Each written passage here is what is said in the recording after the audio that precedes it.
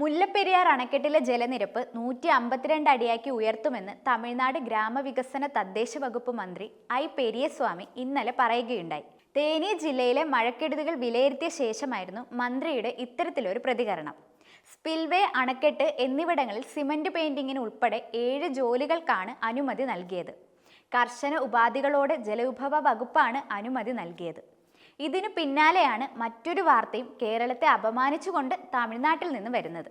തെങ്കാശി, കന്യാകുമാരി, തിരുനെൽവേലി ജില്ലകളിൽ കേരളം മാലിന്യം തള്ളുന്നുവെന്ന് തമിഴ്നാട് BJP സംസ്ഥാന അധ്യക്ഷൻ കെ അണ്ണാമല പറയുകയായിരുന്നു. തമിഴ്നാട് സർക്കാർ വിഷയത്തിൽ ഇടപെടുന്നില്ലെന്നും അണ്ണാമല പറയുന്നു.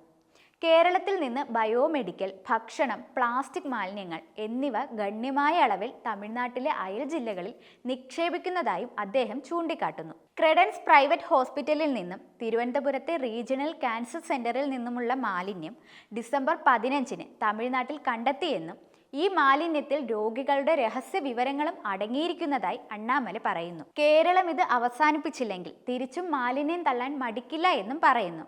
DMKയും കേരളം ഭരിക്കുന്ന CPMും സഖ്യകക്ഷികളായതിനാൽ മുഖ്യമന്ത്രി MK സ്റ്റാലിന് വിഷയത്തിൽ മൗനമാണെന്നും അണ്ണാമല കൂട്ടിച്ചേർത്തു.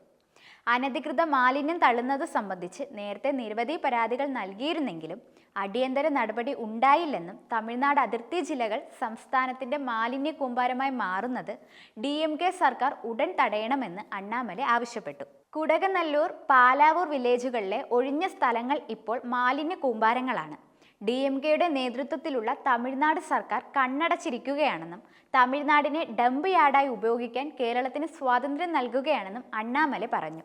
മാലിന്യ നിക്ഷേപം തടയാൻ അധികാരികളോടും മുഖ്യമന്ത്രിയുടെ പ്രത്യേക സെല്ലിനോടും പലതവണ പരാതിപ്പെട്ടിട്ടും DMK സർക്കാരിന്റെ പൂർണ്ണ അറിവോടെയാണ് നടപടി എടുക്കാത്തതെന്നും അണ്ണാമല ആരോപിച്ചു.